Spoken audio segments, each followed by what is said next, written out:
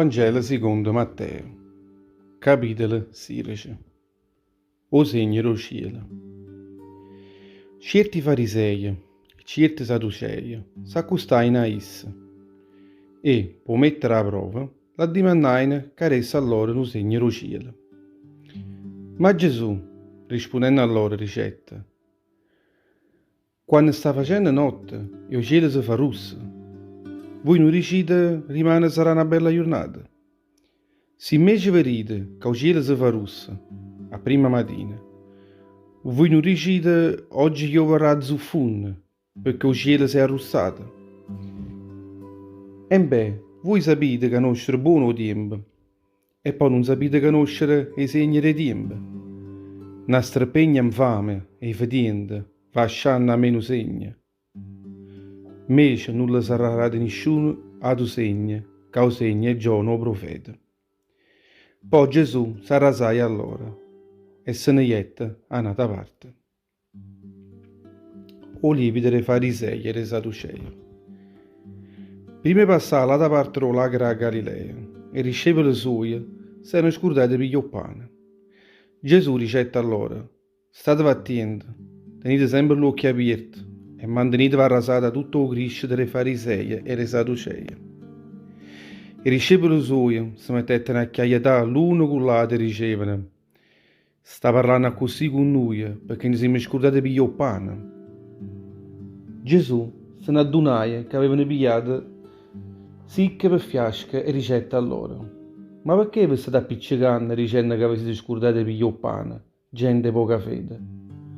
Non avete capito ancora niente? Tenete ancora una capa così tosta? Vi siete già scordati quando ha già spezzato chili 5 pezzi di pane e ha giurato a mangiare chili 5.000 persone, facendole saziare e sbuffarrà quando caniste di pane avete arregattato con tutte quelle pane che era stata superchiata?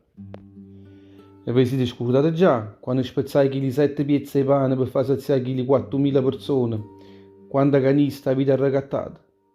E beh, come facete a non capire ancora? Io, poco fa, insieme con voi, non parlavo del pane, ma va diritto solo, state attenti.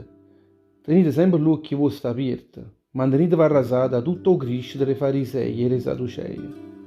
E solo danno capite che non parlavano del pane, ma che sapevano stare attenti a quella dottrina dei farisei e dei sadducei.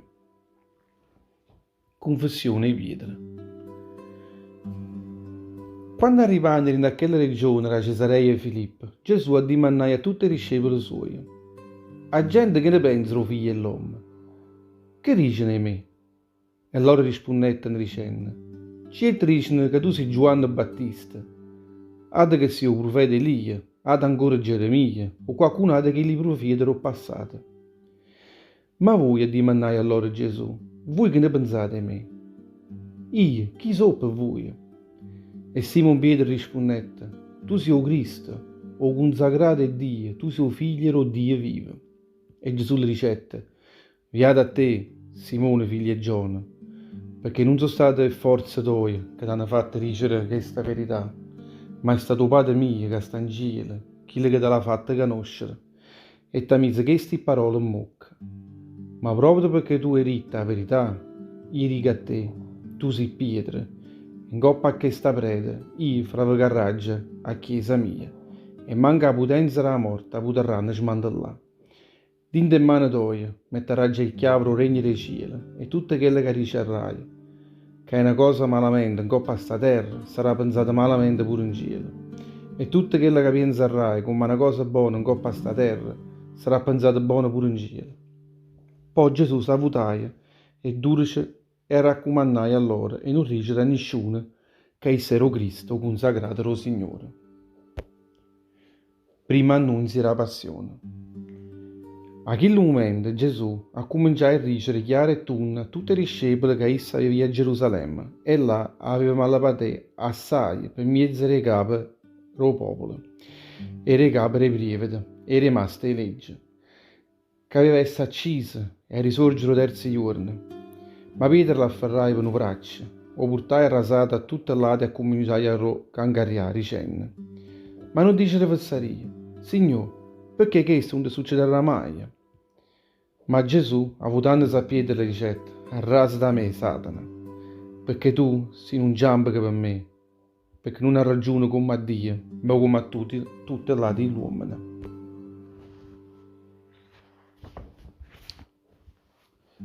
Seguì a Gesù portando la croce. Poi Gesù ricetta ancora a tutti i discepoli suoi: se qualcuno vuole venire da me, non pensasse che io se stesso, pigliasse la croce sua e venisse appresso a me. Per chi vuole salvare la vita sua in coppa a sta terra, la perderà certamente.